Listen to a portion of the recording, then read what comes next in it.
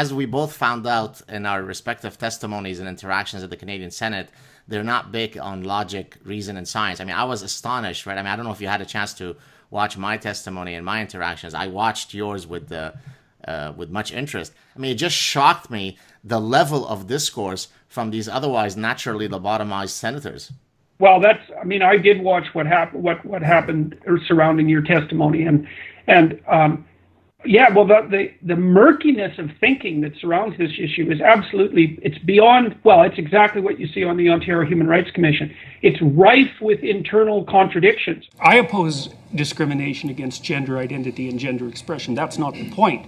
The point is the specifics of the legislation that surrounds it and the insistence that people will have to use compelled speech. That's what I'm objecting to. Mm-hmm. Could you repeat one more time your response to Senators Gold and Pratt that the Ontario Human Rights Commission has provided what I would say reasonable alternatives to your objection to using pronouns?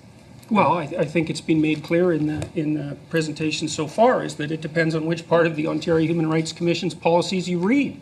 And that's a big problem. I mean, one of the reasons I criticized this to begin with was because when I went through the policies, I could see that they're absolutely incoherent.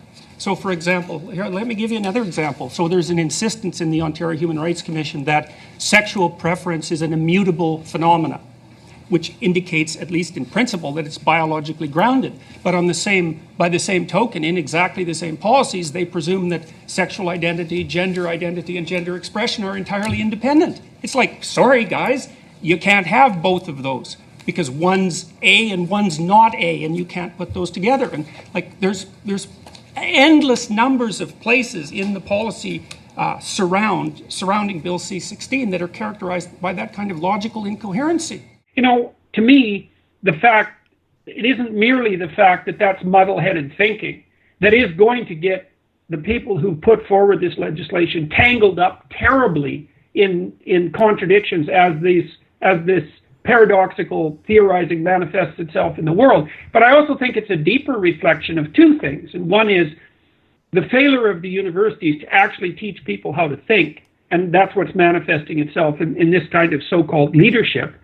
And the second is the contempt that's held by the postmodernists for such thing as logic, you know, and of course that's most evident in Derrida's famous critique of Western culture as fell logocentric, and all these biological essentialist critics who seem to think that the scientific method is nothing but a manifestation of cultural oppression and nothing else. But that makes sense given that they don't believe in an objective world of any sort.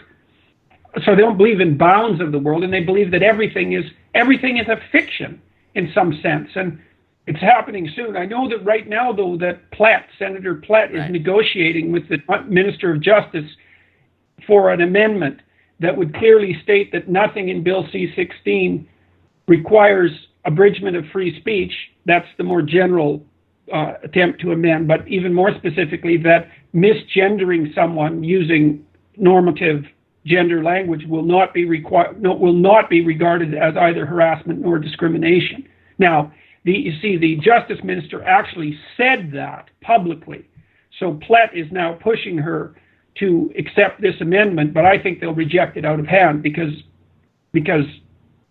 their true motivations, as far as I'm concerned, are outlined much more clearly on the Ontario Human Rights Commission website. And the motivations of those people are, I don't think that you can understand what they're doing at all without going into the postmodern rabbit hole and drawing the conclusion that they are trying to bring down the phallogocentric system. They're trying to bring it to its knees. Right. It's the only explanation to me that makes sense. So, to the degree that it makes sense.